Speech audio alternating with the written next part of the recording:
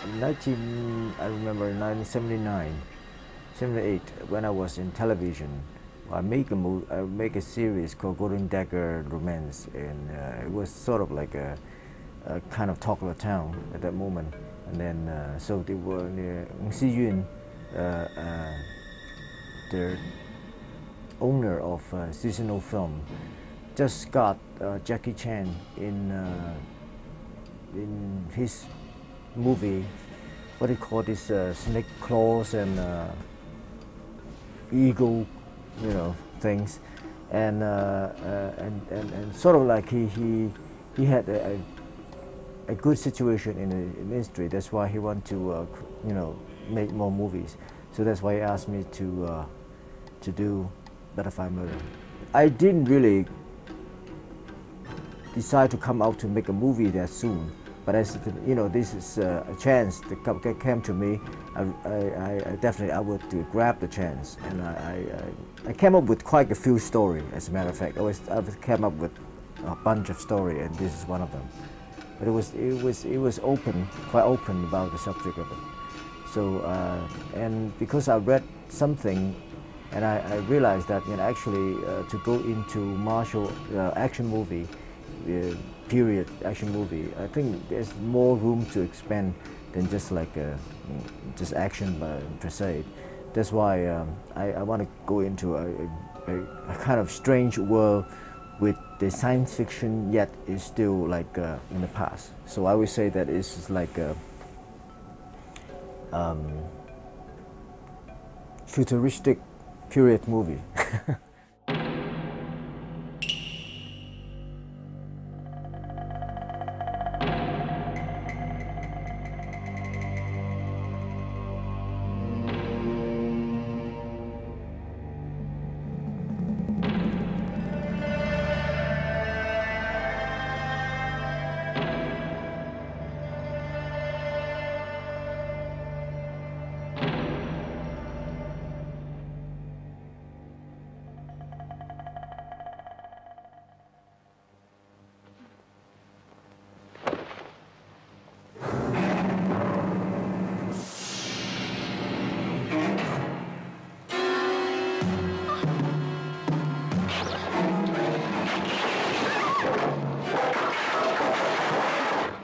I didn't really want anything. I just want to make a movie.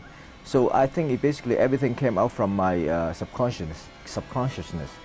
The way I chose the people, the way I want the visual to be like that. Sometimes some of the scene that happen in my mind, I want the scene to be that way because it basically is my gut feeling.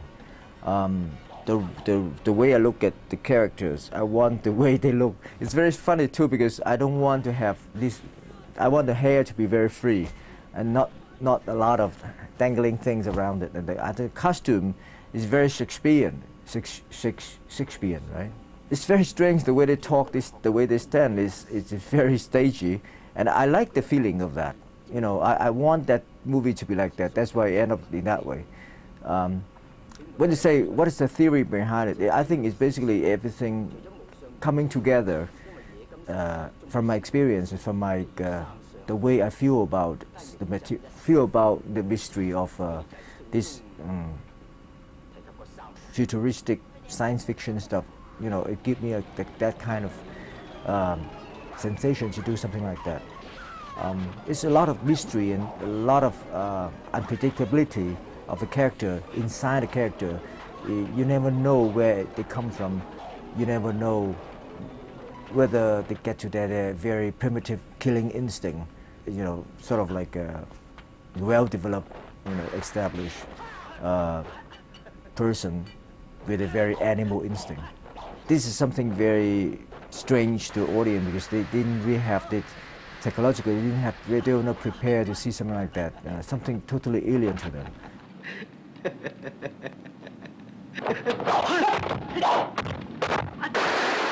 Basically, this genre was very, very interesting because basically, if we just abandon this genre, then it's quite a waste, because I thought that we should go into doing something with it. Maybe we can revive these songs and change it into different mode of thought, and maybe we can do something with it, change it, you know, and so let it make me more interesting. This is the whole intention, and I was thinking that maybe I could do something with it, because you know, because that was a very traditional, very they would say that this is very outdated material. You know, it's like there's no way you can modernize this stuff. And as I went along with the pursuit of this traditional material, it's getting more and more interesting to me as I went along with this kind of direction. And I found out so many things about the kind of material that you can work on. And so it ended up like most of the stuff that I'm doing now is that kind of material. So maybe because of the moment in the 70s or in the early 80s, everybody was trying to get, you know, a hand into the story of our city, and I was the one who hang around in fantasy, dreaming about, you know, my childhood.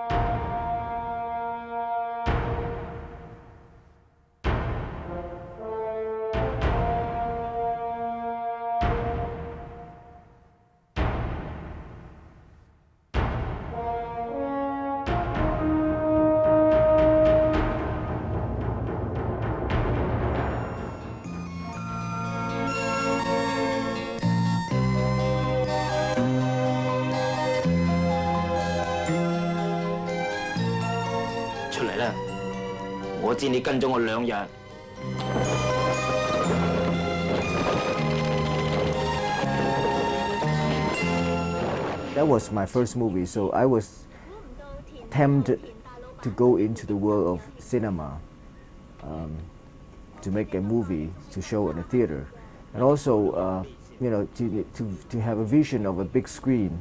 What sort of thing you want to put on a big screen, and kind of character do you put on the screen and story is something that mesmerized me at that moment.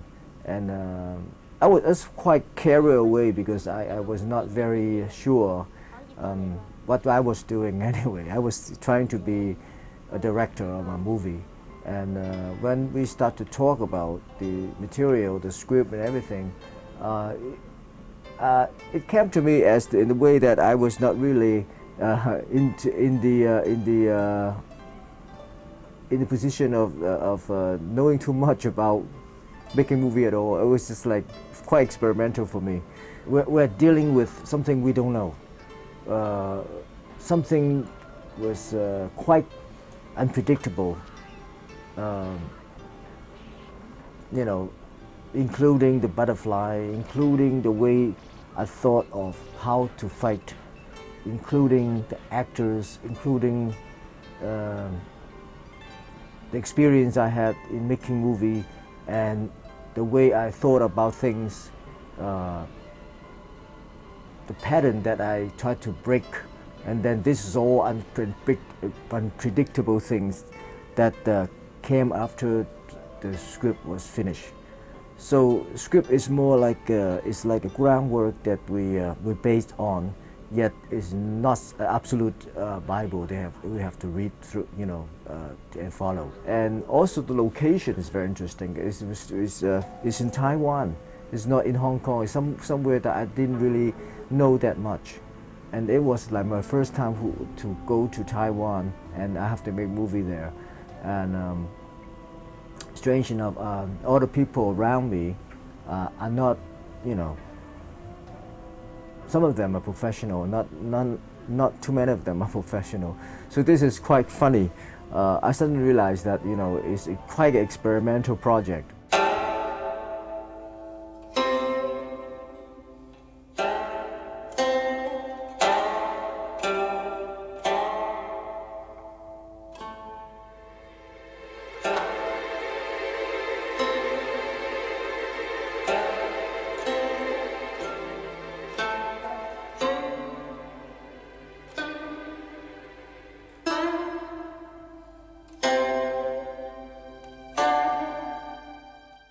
Well, we always have this very strange feeling with butterflies. We have a lot of story about butterflies, about them being a symbol of your dream. We have this saying of Lao Tzu, who woke up in one day and said, I've dreamed of a butterfly, but is it me that the butterfly dream of? This is a very famous quotation we said all the time, because are we dreaming of our dream, or is of the person in our dream of us now? This is very mind, twin, distortion, logic. And also we have butterfly symbolizing purity, love, and everything. But the way I look at butterfly, because every time we look at the butterfly, they also have this eerie feeling. It's sort of it symbolizes death. It symbolizes something pattern with colors, but the pattern with colors shows some sort of like a unknown mystery, which can be very scary. Because when you see this butterfly, dry butterfly, dead butterfly, all of them put on the wall, somehow it implies a crucifixion, implied death, implied horror. And I also will have a scene visual of butterfly, hang around on a dead body. And it was very eerie feeling. That's why it was to me that suddenly we make a movie with butterfly. It's like a contrasting, this harmless being to something very damaging. The contrast, somehow it was some kind of a romantic thing to do. So it was again I said it was not something very theoretical. I'll try to theorize it now, but it was very gut feeling that when we made it. 就喺白旗人被殺之前嗰陣，喺咩地方？就喺我頭先搜殺嘅地方。做咩？奇怪啦！我同一時間要同阿芝喺一齊。We read a lot of books, material, and we saw a lot of documentary, and we talked to the expert who wrote the book, and also who told us that he knew so much about butterfly. But then when we really get into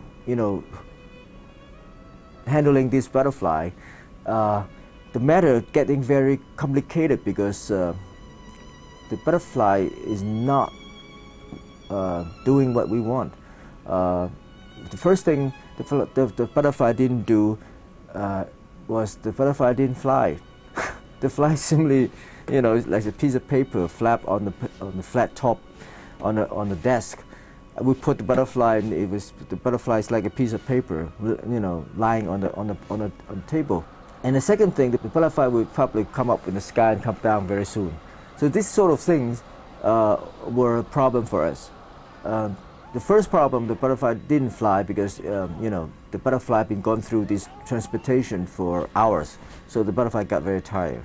That's why when the butterfly arrived in our location, the butterfly couldn't fly. They're too tired, and also because of the rustling in the box, the butterfly were pretty much wounded, and that's why they couldn't fly.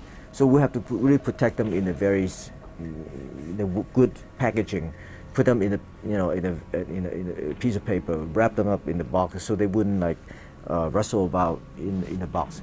And by the time they arrive, we have to give them water maybe 24 hours before we shoot. And about the length of time they are in air, there's something we have to really blow them with a fan. We just blow this butterfly in the fan and let them fly in the air. Well, they can stay for the most with 30 seconds, and they came down. This is the rule that, and every time they came down, we have to pick them from the floor again and collect them and put up the net and do a second take. This is very, very strenuous and a heavy workload for everybody. Every time we shoot a scene, with like this, everybody get very scared because it's very a lot of work and very difficult to handle the situation. 老三，老十，老闆嚟咗未？未喎，聽講最近你將鐵旗幫搞到天翻地覆啊！算係打贏咗一場仗啦。照咁睇，十色旗嘅風頭都俾你紅。 We were trying to shoot that scene several times because we have to catch. It was a very smoky mountain. It's like a mountain with a lot of sulfur, so there's a lot of steam coming out. And we've been there for several times, 3 or 4 times, because basically the weather is very bad, so it was rainy. So that time when we got up there, and we're not very sure about the position of the rock, because the rock are very soft. It's all sulfur, so we stand on it, it melt, you know. So we have to find a very firm position for the audience, for the actor to go on, to stand there. And so end up it was like that. It was not really planned in a way that, you know, stylistically, you know, basing on something, but it was like, okay, the red people standing here, the white people standing there. No, the white people, the red people can be more obvious in this way than the white people stand.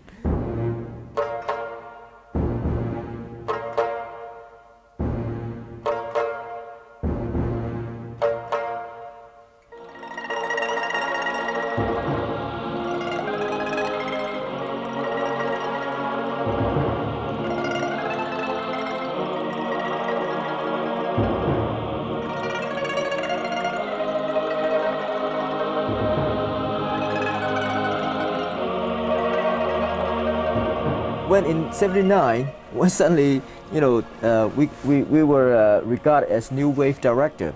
So one time I talked to Anne Hui. I said, what are we about to do as a new wave director? What is the thing that we have to do? Because we don't know what to do. Because like basically we are trying to be filmmakers, and we don't know what's different between us and the other directors. And we don't know what kind of thing we have in common among our so-called new wave director. So in a way, we don't know the different. We don't even know how much similar are we. So basically, I never know there's any new wave at all. So when you see, when we say a new wave, definitely there's some sort of philosophy or a concept behind the change of you know, the film language or the way film's about, right? But here it's not change. Only this whole bunch of new guy coming into industry, the business, to do some movie, and the story, the way they shoot the movie are very conventional. Nothing really different from the past. Only that they use more location, maybe. They do different kind of editing. But basically, I don't see that much different. I believe that was like a cradle that brought up the baby of what we have now in our industry. But actually, I was not the one who realized that much about what we are doing far back there, because I was not very sure that we knew the philosophy or the ethic behind it, you know. So I was. So that's why I asked Anne Hui, said, "What's this definition of new wave director? Can you tell me what are we, so I know that what I should do?" But basically it's a whole bunch of people who have experience in television, who went out to the industry to do try out different concept. And it's like a try-out period, and some work, some didn't work, but I don't know. Maybe again we never come back to making Butterfly Motor again, because we never got back to that mentality again, because the mentality was quite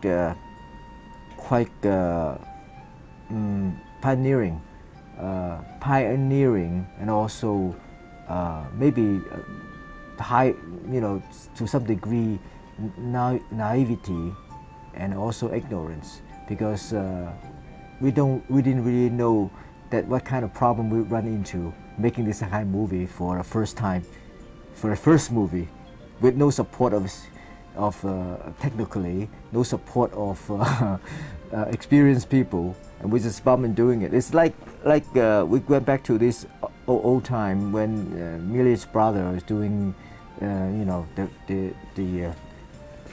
all these very primitive type of special effect. I never took Butterfly Mirror as a film that that represent as my debut in movie, because I thought that was not complete.